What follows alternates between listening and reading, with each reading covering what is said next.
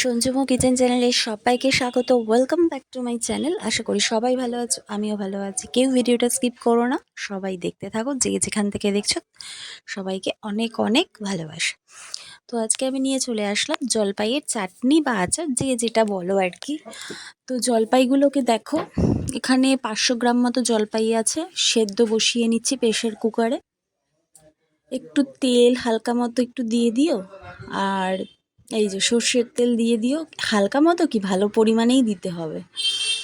আর একটু নুন পরিমাণ মতো আমাদের যতটা আমরা সেই অনুযায়ী দিয়েছি। হলুদও সেরকম 1 টিস্পুন দিতে হবে, নুনও 1 টিস্পুন। এবার যার যদি 1 কেজি হয় সে অনুযায়ী আর কি নুন হলুদ দিতে হবে। আচ্ছা, লঙ্কাটা সেদ্ধর সময় দিতে ভুল হয়ে গেছে, তো পরে দিয়ে দেওয়া হচ্ছে। এটা সম্পূর্ণই হবে গুড়ের ওপর ডিপেন্ড করে। এখানে কোনো অন্য রকমের কিছু দেওয়া হবে না, মিষ্টি মানে চিনি বা বাতাসা কিছু হবে না, গুড় দিয়েই করা হচ্ছে, আখের গুড় দিয়ে। তো যতটা পরিমাণ জল দেবো ঠিক ততটা পরিমাণে কিন্তু গুড়টাও থাকবে, 500 অনুযায়ী দেওয়া হচ্ছে। এবার সেদ্ধ সিটি মেরে নেওয়া হয়েছে, 4-5টা সিটিতে মোটামুটি সেদ্ধ হয়ে গেছে। যদি প্রেশার কুকারের সিটি ঠিকঠাক থাকে তো 4-5টাতেই ঠিক হয়ে যাবে।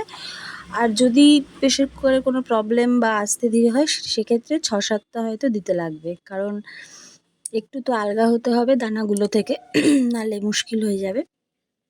তো এবার কি বলে, ওই গুড়টাকে দিয়ে একসাথে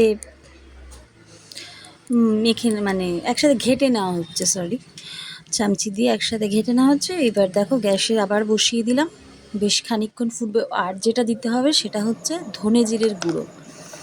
তো ধনে জিরের গুঁড়ো আমাদের একসাথে পেস্ট করা হয় দোকান থেকে কিনে এনে, সে কারণে একটা কৌটোর মধ্যে একসাথে রাখা হয়েছে। তোমরা যদি আলাদা আলাদা করো তাহলে দুটো মানে হাফ টিস্পুন করে দিতে হবে। তো এখানে দেওয়া হলো। আর আদাটা দিতে প্রথমে ভুল হয়ে গেছে, তো সে কারণে আদাটাকে ছেঁচে একেবারে দেওয়া হলো। তো কীরকম লাগলো জানিও, ভালো লাগলে লাইক কমেন্ট শেয়ার করে দিও। ধন্যবাদ, ভালো থেকো, সুস্থ থেকো।